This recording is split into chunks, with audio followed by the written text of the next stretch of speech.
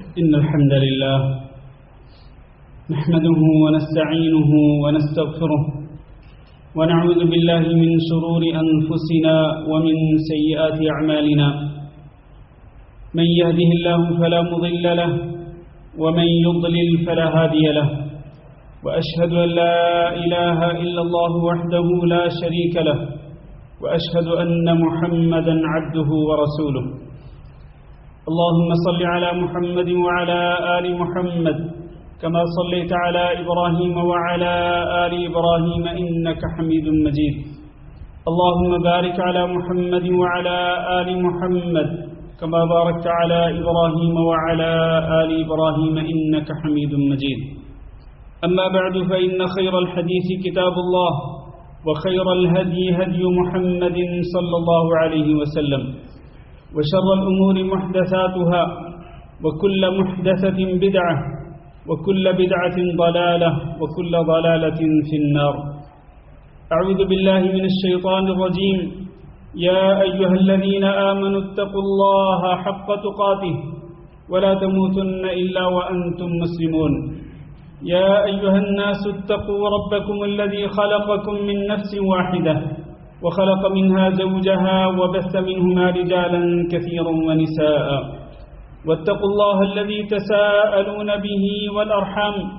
إن الله كان عليكم رقيبا يا أيها الذين آمنوا اتقوا الله وقولوا قولا سديدا يصلح لكم أعمالكم ويغفر لكم ذنوبكم ومن يطع الله ورسوله فقد فاز فوزا عظيما عزیز القدر محترم بھائیوں اور دوستوں اور معززات ماؤں بہنوں بیٹیوں اور خواتین اسلام، خطبہ کی ابتدا سورۃ النحل کی آیت نمبر 90 سے کرتے ہیں،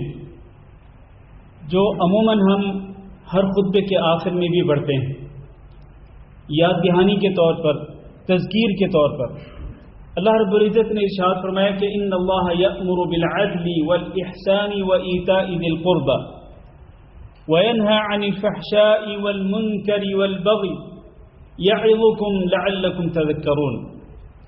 اس آیت مبارکہ میں اللہ رب العزت نے 3 باتوں کا حکم دیا اور 3 باتوں سے منع فرمایا۔ جن 3 باتوں کا حکم دیا وہ کون سی ہیں؟ یأمر بالعدل، عدل کا اللہ رب العزت حکم دیتا ہے، مجھے اور آپ کو اور ہر مسلمان کو اللہ رب العزت حکم دیتا ہے کہ ہم عدل کریں۔ اور عدل کے 2 معنی ہیں۔ ایک معنی یہ ہے کہ آپ اعتدال کا راستہ اختیار کریں اور افراط اور تفریط سے کام نہ لیں، عقیدے میں بھی اور اپنے عمل میں بھی۔ اور دوسرا معنی یہ ہے کہ آپ انصاف کریں، اپنوں کے ساتھ بھی انصاف کریں اور غیروں کے ساتھ بھی انصاف کریں، اور کسی کی دوستی یا کسی کی دشمنی انصاف کے راستے میں رکاوٹ نہ بنے۔ اللہ تعالیٰ نے قرآن مجید میں ہی ارشاد فرمایا سورۃ المائدہ کے اندر کہ وَلَا يَجْرِمَنَّكُمْ شَنَآنُ قَوْمٍ وَلَا يَجْرِمَنَّكُمْ شَنَآنُ قَوْمٍ عَلَىٰ أَن لَّا تَعْدِلُوا اعْدِلُوا هُوَ أَقْرَبُ لِلتَّقْوَىٰ، کہ کسی قوم کی دشمنی آپ کو اس بات پر آمادہ نہ کرے کہ آپ عدل کرنا ہی چھوڑ دیں، انصاف ہی چھوڑ دیں۔ نہیں، اگر کوئی قوم آپ کی دشمن ہے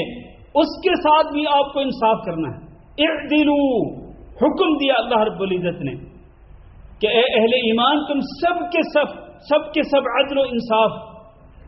و انصاف کیا کرو اور عدل و انصاف کے تقاضوں کو پورا کیا کرو۔ هو اقرب للتقوى، عدل کرو گے تو یہ سب سے زیادہ قریب ہے تقوی کے، یعنی تقوی کا تقاضا یہ ہے کہ آپ ہمیشہ عدل کریں اور عدل کے خلاف نہ کریں، یعنی کسی کے ساتھ نا انصافی نہ کریں، کسی پر ظلم اور زیادتی نہ کریں۔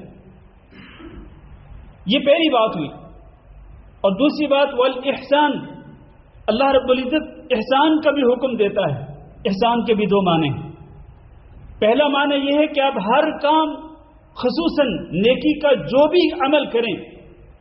آپ اس کو انتہائی پختگی کے ساتھ کریں، بہترین طریقے کے ساتھ اس کو ادا کریں، بہترین طریقے سے اس کو انجام دیں، چاہے آپ نماز پڑھ رہے ہوں یا آپ کوئی بھی نیکی کا عمل کر رہے ہوں، پختگی کے ساتھ بہترین طریقے سے۔ اور اس کی تعریف نبی کریم صلی اللہ علیہ وسلم نے حدیث کے اندر یوں فرمائی کہ ان تعبد اللہ کأنک تراہ فإن لم تکن تراہ فإنہ یراک۔ جبریل امین علیہ السلام نے جب نبی صلی اللہ علیہ وسلم سے احسان کے بارے میں پوچھا تھا کہ احسان کیا ہوتا ہے، تو آپ نے یہی جواب دیا تھا کہ تم اللہ کی عبادت یوں کرو جیسے اللہ رب العزت کو اپنے سامنے دیکھ رہے ہو، اور اگر تم اللہ رب العزت کو اپنے سامنے نہیں دیکھ رہے تو اس بات پہ یقین رکھو کہ اللہ تعالیٰ تمہیں دیکھ رہا ہے۔ لہذا اس بات کو سامنے رکھتے ہوئے اور اس بات کو مد نظر رکھتے ہوئے انسان جب عبادت کرے تو بہت ہی اچھے طریقے سے کرے، اس لیے کہ عبادت کی کوالٹی دیکھی جاتی ہے، عبادت کی کوانٹٹی نہیں دیکھی جاتی۔ معیار کیا ہے عبادت کا، اس کے اندر کتنا اخلاص ہے اور وہ کس حد تک اللہ کے نبی صلی اللہ علیہ وسلم کے طریقے کے مطابق ہے، سنت کی مطابقت اور موافقت کتنی ہے، یہ کوالٹی دیکھی جاتی ہے عبادت کے اندر۔ اس لیے کوالٹی پہ دھیان دیا کرو اور اس کا خیال رکھا کرو۔ ایک تو یہ معنی ہے احسان کا، اور دوسرا معنی یہ ہے جو کہ آج کے خطبہ جمعہ کا موضوع ہے، احسان کا اللہ رب العزت نے مجھے اور آپ کو حکم دیا، اور اس کا معنی یہ ہے کہ ہم اللہ کی مخلوق کے ساتھ احسان کریں اور اللہ کی مخلوق کے ساتھ ہم اچھا سلوک کریں اور نرمی کا برتاؤ کریں، اس کے اندر ترشی نہ ہو، اس کے اندر سختی نہ ہو، اس کے اندر بدتمیزی نہ ہو، بد اخلاقی نہ ہو، انتہائی اچھے اخلاق کے ساتھ برتاؤ کرنا تمام مخلوقات کے ساتھ، اس کا معنی ہے احسان۔ اس کا اللہ رب العزت نے ہمیں حکم دیا ہے، اور مزید اس کی وضاحت کرتے ہیں۔ تیسری بات اللہ تعالیٰ نے جس کا حکم دیا، وَإِيتَاءِ ذِي الْقُرْبَى، اپنے قریبی رشتہ داروں کو دینے کا بھی اللہ رب العزت نے مجھے اور آپ کو حکم دیا ہے کہ ہم اپنے قریبی رشتہ داروں کو دیں، یعنی ان کو مال دیں، ان پہ مال خرچ کریں۔ وَآتِ ذَا الْقُرْبَى حَقَّهُ وَالْمِسْكِينَ وَابْنَ السَّبِيلِ، قریبی رشتہ دار کو اللہ رب العزت نے مال دینے کا حکم دیا ہے۔ یہ وہ تین باتیں ہیں جن کا اللہ نے حکم دیا، جن تین باتوں سے اللہ نے منع کیا۔ وَيَنْهَى عَنِ الْفَحْشَاءِ وَالْمُنْكَرِ وَالْبَغْيِ، بے حیائی کے جتنے بھی کام ہیں، جتنے بھی بے حیائی کے مظہر ہو سکتے ہیں، اس کی جتنی بھی شکلیں ہو سکتی ہیں، تمام کی تمام شکلوں سے اللہ رب العزت نے منع کیا ہے۔ بے حیائی کا پہلو جس بات میں ہو یا جس کام میں ہو، ان تمام اقوال اور افعال سے بچنا ضروری ہے جن کے اندر کسی بھی طریقے سے بے حیائی کا پہلو پایا جاتا ہو۔ اور دوسری بات والمنکر، برائی سے بھی اللہ تعالی نے منع فرمایا، یعنی اللہ رب العزت کی نافرمانی اور رسول اکرم صلی اللہ علیہ وسلم کی نافرمانی سے اپنے دامن کو بچانا ہے۔ اور تیسری بات جس سے اللہ نے منع فرمایا، والبغی، ظلم اور زیادتی کرنے سے بھی اللہ رب العزت نے منع فرمایا۔ پہلے اللہ رب العزت نے عدل اور انصاف کا حکم دیا، اور اس کے بعد اللہ رب العزت نے عدل اور انصاف کے خلاف اس کے الٹ جو چیز ہے یعنی ظلم اور زیادتی، اس سے اللہ رب العزت نے منع فرما دیا۔ اب آئیے احسان جس کا اللہ رب العزت نے حکم دیا، اس کی تھوڑی سی وضاحت کرتے ہیں کہ اللہ کی مخلوق کے ساتھ کس طرح احسان کرنا ہے۔ ہمارے پاس چونکہ وقت بہت ہی محدود ہوتا ہے، تو اللہ رب العزت نے قرآن مجید کے اندر ارشاد فرمایا، وَاعْبُدُوا اللَّهَ وَلَا تُشْرِكُوا بِهِ شَيْئًا، اکیلے اللہ رب العزت کی عبادت کیا کرو اور اس کی عبادت میں کسی کو شریک نہ بنایا کرو۔ اس کے بعد اللہ رب العزت نے سب سے پہلے اپنا حق بیان فرمایا، اس کے بعد اللہ رب العزت نے اپنے بندوں کے حقوق کو بیان کیا۔ وَبِالْوَالِدَيْنِ إِحْسَانًا، سب سے پہلے احسان کس پہ کرنا ہے؟ والدین پہ، یعنی والدین کے ساتھ اچھا سلوک کرنا ہے، اور والدین کے ساتھ کسی بھی طریقے سے بدتمیزی نہیں کرنی اور بد اخلاقی سے پیش نہیں آنا۔ اس کی تفصیل بھی اللہ رب العزت نے قرآن مجید کے اندر ذکر کر دی کہ فَلَا تَقُلْ لَهُمَا أُفٍّ وَلَا تَنْهَرْهُمَا وَقُلْ لَهُمَا قَوْلًا كَرِيمًا وَاخْفِضْ لَهُمَا جَنَاحَ الذُّلِّ مِنَ الرَّحْمَةِ وَقُلْ رَبِّ ارْحَمْهُمَا كَمَا رَبَّيَانِي صَغِيرًا۔ ہر حال میں والدین کے ساتھ نیکی کرنی ہے، والدین جب بوڑھے ہو جاتے ہیں تو ان کے مزاجوں کے اندر چڑچڑاپن آ جاتا ہے، کسی حد تک ترشی اور سختی آ جاتی ہے، اس کو برداشت کرنا ہے۔ والدین بھی تو آپ کے بچپن کے نخرے برداشت کرتے رہے، اور خصوصاً ماں آپ کے سارے نخرے برداشت کرتی رہی، آپ کو اپنے پیٹ میں اٹھائے رکھا 9 مہینے تک، پھر بڑی تکلیفیں برداشت کر کے آپ کو جنم دیا، اور پھر آپ کی پرورش کرتی رہی جب تک آپ خود کھانے پینے کے قابل نہیں ہوئے، وہ ساری چیزوں کا خیال کرتی رہی۔ ماں باپ آپ کے آرام کی خاطر رات بھر کے آرام کو قربان کرتے رہے، اپنی نیند اور اپنے سکون کو قربان کرتے رہے۔ اب جب وہ بڑھاپے کو پہنچے ہیں تو ان کے چڑچڑاپن کو برداشت کرنا پڑے گا، ان کے مزاج کی ترشی کو برداشت کرنا پڑے گا، اف تک بھی نہیں کہہ سکتے اپنے ماں باپ کے سامنے۔ یہ ماں باپ کے ساتھ احسان، مختصر طور پر ان کو کسی بھی طریقے سے اذیت نہیں پہنچانی۔ اور پھر اس کے بعد فرمایا وَبِذِي الْقُرْبَى، اور قریبی رشتہ داروں کے ساتھ بھی اچھا سلوک کرنا ہے۔ اس سے مراد صلہ رحمی ہے، اور نبی کریم صلی اللہ علیہ وسلم کے ارشاد گرامی ہے کہ تم میں سے جو شخص بھی اس بات کو پسند کرتا ہو کہ اس کے رزق میں فراوانی کر دی جائے، رزق میں وسعت کر دی جائے، اور اس کی زندگی کے اندر بھی برکت ڈال دی جائے، اور یہ دونوں چیزیں میں بھی چاہتا ہوں، آپ بھی چاہتے ہیں، رزق کے اندر فراوانی اور عمر کے اندر، زندگی کے اندر برکت، جو بھی یہ چاہتا ہو اس کو نبی صلی اللہ علیہ وسلم نے حکم دیا کہ فَلْيَصِلْ رَحِمَهُ، وہ اپنی قریبی رشتہ داروں کے ساتھ تعلقات کو خوشگوار بنائے، تعلقات کو جوڑے، تعلقات کو توڑے نہیں، تعلقات کے اندر بہتر سے اچھے طریقے سے تعلقات کو بہتر سے بہتر بنائے، اور ان کے ساتھ تعلقات جوڑ کے رکھے، اور ان کی طرف سے آنے والی تکلیفوں کو برداشت کرے۔ وَبِذِي الْقُرْبَى، اور اسی طرح وَالْيَتَامَى، یتیموں کے ساتھ بھی احسان کرنا ہے، ان کے ساتھ بھی نیکی کرنی ہے، یتیموں کے سروں پہ ہاتھ پھیرنا ہے، دلوں کے اندر نرمی پیدا ہوگی۔ نبی صلی اللہ علیہ وسلم نے فرمایا انا وکافر الیتیم کہاتین یوم القیامہ، میں اور یتیم کی کفالت کرنے والا قیامت کے دن ایسے ہوں گے جیسے یہ 2 انگلیاں۔ یتیم کی کفالت کرنے کا حکم دیا اللہ رب العزت نے، اور نبی کریم صلی اللہ علیہ وسلم نے بھی۔ یتیم کا مال ہڑپ کرنا ایسے ہے جیسے کہ ایک انسان اپنے پیٹ میں جہنم کی آگ بھر رہا، والعیاذ باللہ۔ اور اسی طرح والمساکین، جو لوگ فقراء ہوں، محتاج ہوں، ضرورت مند ہوں، ان کا بھی آپ کے اوپر حق ہے، ان کے ساتھ بھی نیکی کرنی ہے، ان کے ساتھ بھی اچھا سلوک کرنا ہے، ان پہ بھی اپنی استطاعت کے مطابق مال خرچ کرنا ہے۔ والجار ذی القربى، اور اس پڑوسی کے ساتھ بھی نیکی کرنی ہے جو آپ کا قریبی رشتہ دار ہو۔ والجار الجنب، اور اس پڑوسی کے ساتھ بھی اچھی طرح سے زندگی گزارنی ہے، نیکی کرنی ہے، اچھا سلوک کرنا ہے کہ جو آپ کا رشتہ دار نہیں ہے۔ پڑوسی گویا کہ رشتہ دار ہو تب بھی، رشتہ دار نہ ہو تب بھی اس کا حق ہے کہ اس کے ساتھ اچھا سلوک رکھا جائے، اور اس کی اذیتوں کو برداشت کیا جائے، اس کی طرف سے آنے والی اذیتوں کے جواب میں اس کو اذیتیں نہ پہنچائی جائے بلکہ برداشت کیا جائے۔ نبی صلی اللہ علیہ وسلم نے فرمایا کہ واللہ لا یؤمن، واللہ لا یؤمن، واللہ لا یؤمن، 3 دفعہ اللہ کے نبی صلی اللہ علیہ وسلم نے اللہ کی قسم کھا کے کہا کہ وہ بندہ مومن نہیں ہو سکتا۔ صحابہ کرام نے پوچھا کون؟ آپ نے فرمایا الذی لا یأمن جارہ بوائقہ، کہ وہ جس کا پڑوسی اس کی شرارتوں سے محفوظ نہ ہو، جس کا پڑوسی اس کی شرارتوں سے محفوظ نہ ہو تو وہ شخص مومن نہیں ہو سکتا ہے۔ نبی صلی اللہ علیہ وسلم نے اس پر 3 بار قسم کھائی۔ لہذا پڑوسی کے ساتھ بھی احسان کرنا ہے اور اس کے ساتھ نیکی کرنی ہے۔ والصاحب بالجنب، اور اسی طرح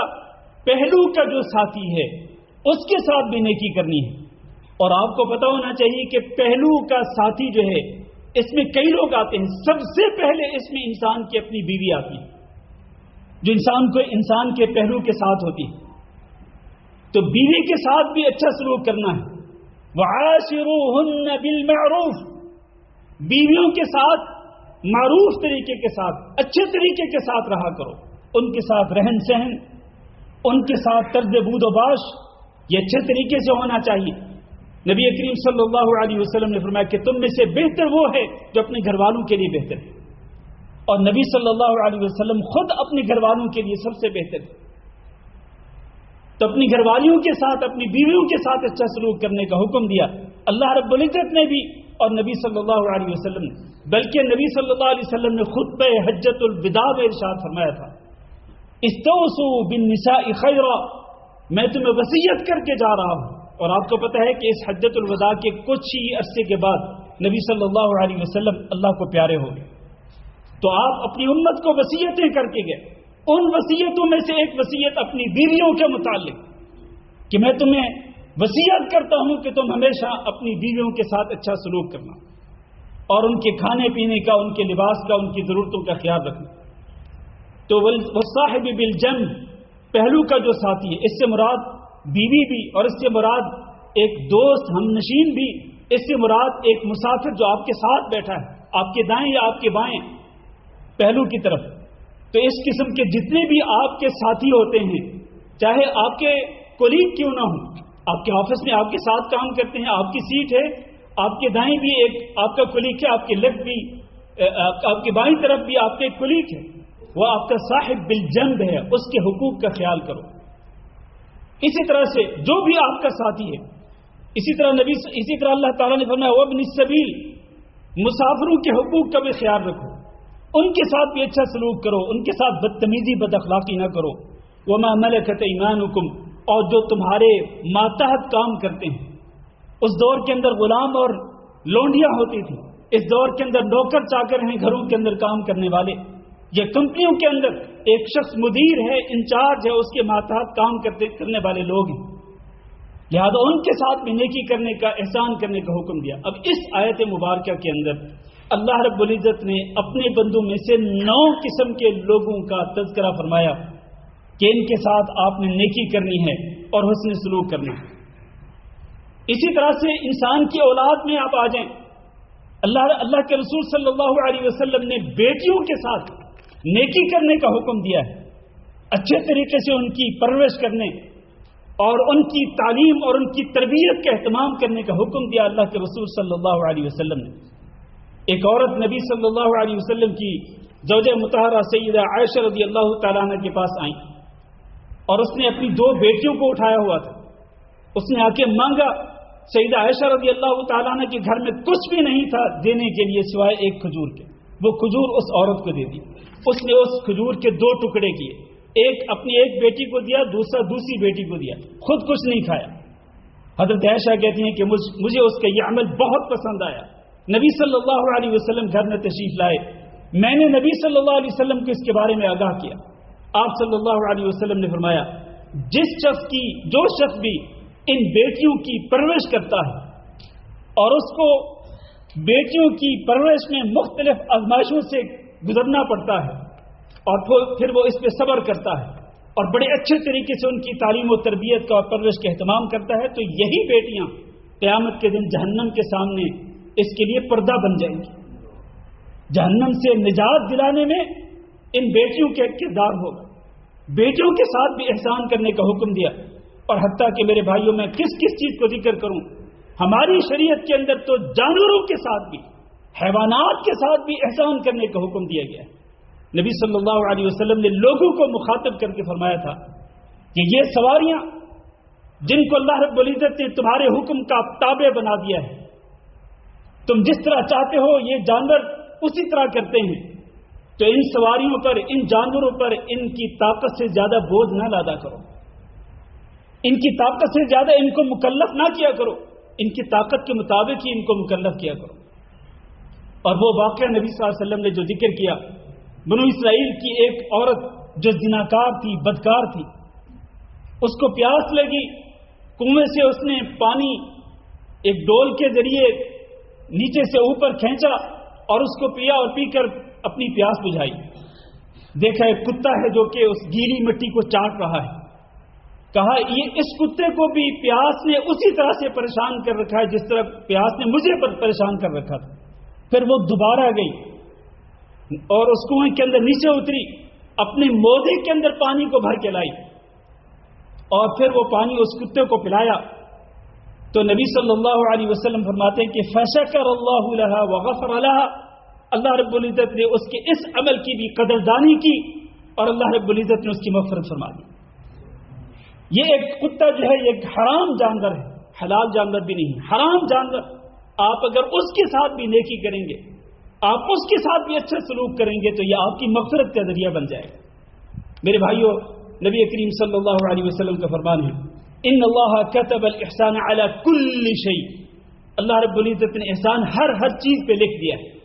ہر چیز کے ساتھ آپ نے احسان کرنا ہے، نیکی کرنی ہے۔ فَإِذَا قَتَلْتُمْ فَأَحْسِنُوا الْقِتْلَةَ، حتیٰ کہ اگر آپ نے قتل بھی کرنا ہے تو اس کو تڑپا کے نہیں قتل کرنا، بلکہ اس کو آپ نے اچھے طریقے سے قتل کرنا ہے۔ یعنی قصاص کے اندر اگر حکومت کسی کو قتل کرتی ہے تو ایک ہی وار کر کے اس کا سر اس کے تن سے، اس کے جسم سے جدا کر دیا جائے، یہ نہیں کہ اس کو تڑپا کے مارا جائے۔ اسی طرح وَإِذَا ذَبَحْتُمْ فَأَحْسِنُوا الذِّبْحَ، اگر جانور ذبح کرتے ہو تو اس کو ذبح کرتے ہوئے بھی اس کو تڑپانا نہیں، بلکہ اچھے طریقے سے چھری یا جو بھی ہتھیار جس سے آپ ذبح کر رہے ہیں اس کو اچھے طریقے سے تیز کر کے، اس کی دھار کو تیز کر کے آپ نے اس کو ذبح کرنا ہے، اس کو تڑپانا نہیں۔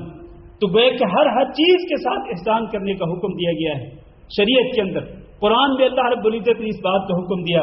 اور نبی کریم صلی اللہ علیہ وسلم کی تعلیمات بھی یہی ہیں۔ اللہ تعالیٰ سے دعا ہے کہ اللہ ہم سب کو یہ احسان کی صفت اختیار کرنے کی توفیق دے، اور اللہ رب العزت ہمیں احسان کرنے والوں میں شامل فرمائے۔ اللہ ہمیں محسنین کی صف میں شامل فرمائے کہ جن کو اللہ رب العزت بہت زیادہ پسند کرتا ہے۔ استغفر اللہ لی ولکم ولسائر المسلمین فاستغفروہ انہ هو الغفور الرحیم۔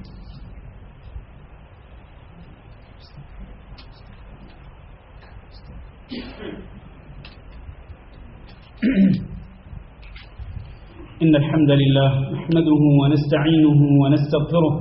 ونعوذ بالله من شرور أنفسنا ومن سيئات أعمالنا، من يهده الله فلا مضل له ومن يضلل فلا هادي له، وأشهد أن لا إله إلا الله وحده لا شريك له، وأشهد أن محمدا عبده ورسوله۔ اللهم صل على محمد وعلى آل محمد كما صليت على إبراهيم وعلى آل إبراهيم إنك حميد مجيد، اللهم بارك على محمد وعلى آل محمد كما باركت على إبراهيم وعلى آل إبراهيم إنك حميد مجيد۔ اما بعد، میرے عزیز بھائیوں اور دوستو، نبی کریم صلی اللہ علیہ وسلم نے اللہ کی مخلوق کے ساتھ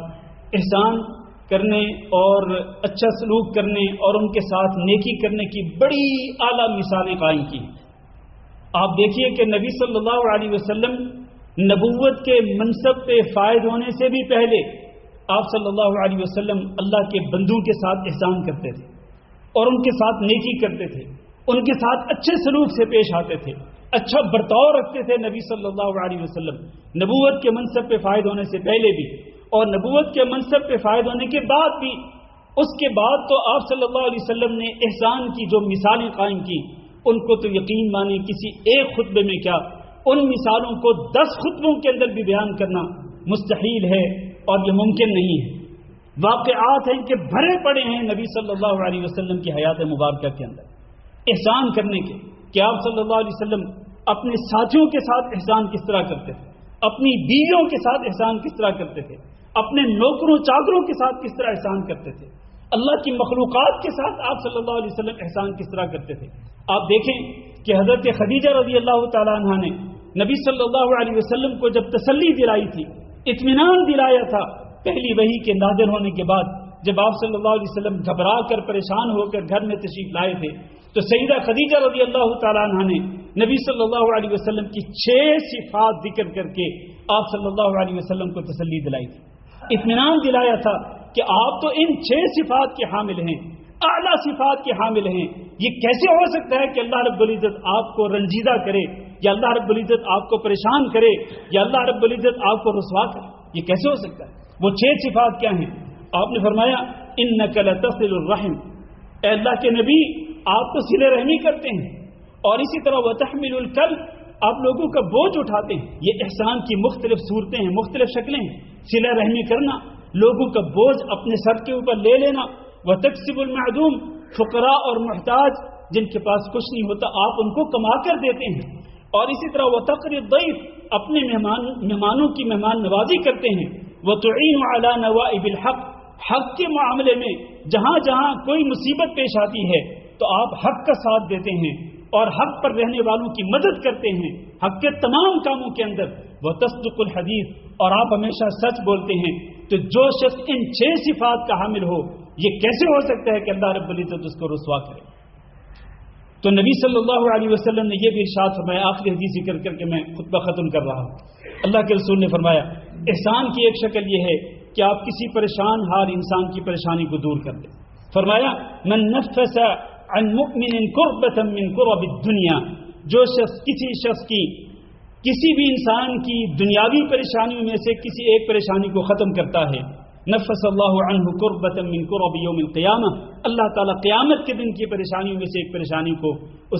پریشانی کو ختم کر دے گا. ومن یسر علی معسر، اور جو کسی تنگ دست پر آسانی کرتا ہے، یعنی اس نے کسی سے قرضہ واپس لینا ہے لیکن وہ تنگ دست ہے، وہ ابھی واپس نہیں کر سکتا، یہ اس کے لیے آسانی کرتا ہے، اس کو مزید مہلت دیتا ہے، مزید ڈھیل دیتا ہے. جو اس طرح آسانی کرتا ہے تنگ دست کے لیے، یسر اللہ علیہ فی الدنیا والآخرہ، اللہ تعالیٰ اس کے لیے آسانیاں پیدا کر دے گا دنیا میں بھی اور آخرت میں. اور آخر میں نبی صلی اللہ علیہ وسلم نے فرمایا واللہ فی عون العبد ما کان العبد فی عون اخیہ، اللہ تعالیٰ برابر اس بندے کی مدد کرتا رہتا ہے جب تک کہ بندہ اپنے بھائی کی مدد کرتا رہتا ہے. یہ بھی احسان کی ایک شکل ہے، اپنے بھائی کی مدد کرنا، اپنے بھائیوں کی پریشانیوں کو دور کرنا، اپنے بھائیوں کے لیے آسانیاں پیدا کرنا. اللہ تعالیٰ سے دعا ہے کہ اللہ ہمیں احسان کرنے کی توفیق دے، اور اللہ رب العزت ہمیں محسنین کی صف کے اندر شامل فرمائے کہ جن کو اللہ رب العزت بہت کچھ اپنے فضل و کرم سے نوازتا ہے اور اپنی مہربانی سے اللہ تعالیٰ نوازتا ہے، اپنی رحمتوں اور برکتوں سے نوازتا ہے. ان لوگوں کو جو کہ دوسروں کے ساتھ نیکی کرتے ہیں، احسان کرتے ہیں، اللہ رب العزت ہمیں ان کی صف میں شامل فرمائے. اللهم اغفر لنا وللمؤمنين والمؤمنات وللمسلمين والمسلمات الأحياء منهم والأموات. اللهم إنا نسألك العفو والعافية والمعافاة الدائمة في الدنيا والآخرة. اللهم إنا نسألك رضاك والجنة ونعوذ بك من سخطك والنار. اللهم فرج هم المهمومين ونفس كرب المكروبين واقض الدين عن المدينين واشف مرضانا ومرضى المسلمين. اللهم آمنا في أوطاننا واجعل هذا البلد آمنا مطمئنا وسائر بلاد المسلمين. عباد الله، إن الله يأمر بالعدل والإحسان وإيتاء ذي القربى وينهى عن الفحشاء والمنكر والبغي يعظكم لعلكم تذكرون. سبحان ربك رب العزة عما يصفون وسلام على المرسلين والحمد لله رب العالمين.